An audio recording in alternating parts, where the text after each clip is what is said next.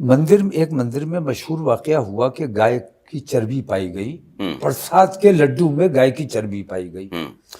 तो अगर धर्म गुरुओं के, पुजारियों के हाथ में वहां की व्यवस्था होती तो ऐसा वाकया हरगिज नहीं होता, क्योंकि वो जानते हैं कि धर्म क्या है और लोगों की आस्था क्या है।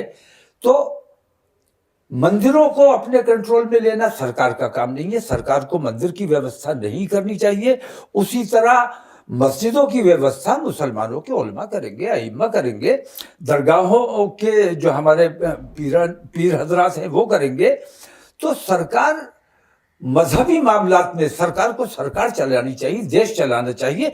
दरगाहों और मंदिरों के कंट्रोल अपने हाथ में लेने यानी की कि कोशिश नहीं करनी चाहिए। सनातन धर्म के जितने भी संत हैं वो कहते हैं कि हमको सनातन बोर्ड दो, तो तौकीर रजा साहब को कोई एतराज नहीं है? नहीं, मुझे कतई एतराज नहीं है। मैं इसी बात का पक्षधर हूं कि हिंदू समाज के जो मामलात हैं, माननीय नरेंद्र मोदी प्रधानमंत्री की हैसियत से वहां रामलला की प्राण प्रतिष्ठा करने गए थे या धर्मगुरु की हैसियत से गए थे? प्रधानमंत्री का जो काम है वो ये नहीं कर रहे हैं। ये वो सारे काम कर रहे हैं जो प्रधानमंत्री को नहीं करने चाहिए। प्रधानमंत्री सबका प्रधानमंत्री है, 140 करोड़ जनता का प्रधानमंत्री है। वो अगर एक धर्म की बात करता है, एक समुदाय की बात करता है, तो ये प्रधानमंत्री का काम नहीं है। चारों शंकराचार्य नाराज हुए, उनकी नाराजगी के बावजूद प्रधानमंत्री ने रामलला को अपनी गोद में लेके गए। हिंदू समाज को भी इस बात का दुख है, तकलीफ है। तौकीर रजा साहब जो पहले के प्रधानमंत्री थे वो जिस तरह का जलसा करते थे, अपने यहाँ जो दावतें रखते थे रोज़े के दौरान, रमज़ान के दौरान, वो दुरुस्त है। और नरेंद्र मोदी अगर जाते हैं मंदिर में बैठ कर के अनुष्ठान करते हैं तो वो गलत है? नहीं, देखिए, अभी सीजेआई के प्रधानमंत्री गए, मनमोहन सिंह गए तो नहीं सुनिए, हमने उस पर ऐतराज नहीं किया। मैं ये कह रहा हूँ उस पर ऐतराज नहीं किया। मैं उस पर ऐतराज कर रहा हूँ कि धर्म को जो अपने कंट्रोल में करने की कोशिश की जा रही है और तमाम वक्फ बोर्ड के जरिए हमारी दरगाहों, हमारी मस्जिदों को जो अपने कंट्रोल में करने की कोशिश की जा रही, मैं तो कहता हूं कि सनातन बोर्ड भी बनाया जाना चाहिए और हिंदू जो धर्मगुरु हैं या पुजारी हैं उनके इंतजाम में मंदिर को रहना चाहिए, उन्हीं को देखभाल करनी चाहिए। सरकार को इसमें हस्तक्षेप नहीं करना चाहिए। जो वक्फ बोर्ड है उसको लेकर के 4-5 बड़े सवाल हैं और ये संगीन हैं। पहला सवाल ये है कि वक्फ बोर्ड को कानूनन ये अधिकार दे दिया गया नरसिम्हा राव सरकार के दौरान कि आप जिस भी जायदाद को कहें कि हमारी है, आपकी वो मान ली जाएगी, जिसकी है साबित करने का जिम्मा उसका है कि आप साबित करो कागजात के तौर पर कि ये ज़मीन, ये जायदाद आपकी है और आपको जाना है ट्रिब्यूनल में, ना कि अदालतों में। तो एक समानांतर व्यवस्था आपने खड़ी कर दी वक्फ बोर्ड के लिए। आप इसको कहते हैं कि ये हमारे धार्मिक मामलों की देख रेख में दखल है? अगर सवाल आप पर ये हो कि 50,000 एकड़ ज़मीन थी 2004-5 में, आज की तारीख में 8.5 लाख एकड़ ज़मीन है। जहाँ भी आपने सार्वजनिक ज़मीन पर मस्जिद बना दी, आपने दरगाहें खोल दी, वो सब संपत्ति बोर्ड की हो जाती है, वक्फ बोर्ड की हो जाती है। तो देश के भीतर कानून के दायरे से बाहर जाकर के कोई व्यवस्था खड़ा करते हैं तो देश और समाज दोनों के लिए खतरा है। आप ऐसी व्यवस्था पर हामी भर रहे हैं? नहीं, ये तमाम चीज़ें हमारे ऊपर बहतान हैं। हम ज़बरदस्ती किसी की जायदाद नहीं ले सकते, शरीयत में इसकी इजाज़त नहीं है। शरीयत ये कहती है कि मस्जिद में जगह है तो मस्जिद ही में नमाज पढ़ेंगे। सड़क पे आदमी तब तक नहीं आने की इजाज़त ही नहीं है जब तक मस्जिद में जगह है। कभी ओवरफ्लो हो जाए और मस्जिद में जगह ना रहे तो सड़क पे भी पढ़ ली जाती है, तो वो सड़क हमारी नहीं होगी, वो सड़क सरकार की ही रहेगी।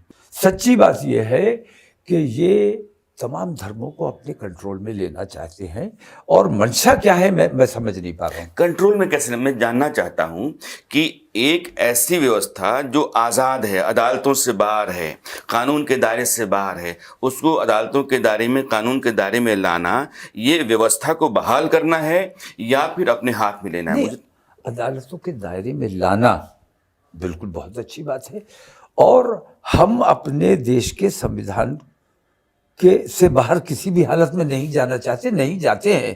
कानून के तो फिर आप मुताबिक क्यों जो कहते भी हैं कि काम करते हैं नौजवानों को कानून कंट्रोल के में रखा है? मुताबिक करते हैं। फिर क्यों कहते हैं आप नौजवानों को कंट्रोल में रखा है? एक अगर हमने छोड़ पहले दिया तो एक इनको बात कंट्रोल करना तो वैसी बात है। पहले एक बात क्लियर कर ले।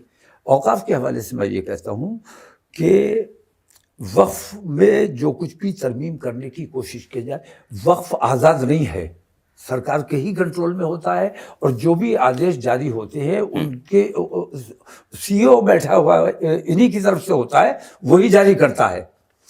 तो अगर वक्फ में कुछ गलत हो रहा है तो आपका कंट्रोल है, आपकी सरकार है, आपको डायरेक्शन जारी करनी चाहिए कि ये आपके यहाँ काम गलत हो रहे हैं, इन कामों को रोका जाए। अगर वो ठीक नहीं किया जाता है तो आप सख्ती से काम कीजिए। तो औकाफ पे हमारे कहाँ कहाँ कितना कब्जा किया हुआ है, इस पर भी तो गौर कीजिए। हमने कहाँ कब्जा किया है, ये हमारे ऊपर बोतान है, लेकिन ये हमारे पास सबूत है कि किन किन जायदादों पे हमारी कब्जा किया हुआ है। नहीं तो आप कहेंगे लाल किले पे है, ताजमहल पे है, तो सरकार मान लेगी क्या? नहीं, ये अब एएसआई ने कहा कि सैकड़ों ऐसी ये इमारतें ये हैं। कभी वक्फ नहीं था, लाल किला कभी वक्फ नहीं था। हाँ, लेकिन आज की तारीख में वक्फ बोर्ड दावेदारियां कर रहा है, ताजमहल तक पर, लाल किले तक पर ही। एएसआई के जितने भी स्मारक हैं, जितनी भी इमारतें हैं जो ऐतिहासिक महत्व की हैं, पुरातात्विक महत्व की हैं, उन सबों पर दावेदारियां हैं। ये कैसे होगा? नहीं, उनका इंतजाम ठीक तरह नहीं हो पा रहा है। जो आसार कदीमा को इन चीज़ों की देखभाल जिस तरह करनी चाहिए और जितना फंड आता है इन चीज़ों के लिए, वो फंड सब खुर्द-बुर्द होता है, वहाँ नहीं लगाए। नहीं, वो सब खुर्द-बुर्द होता है, वहाँ पे उसका इस्तेमाल ठीक तरह नहीं हो पा रहा है।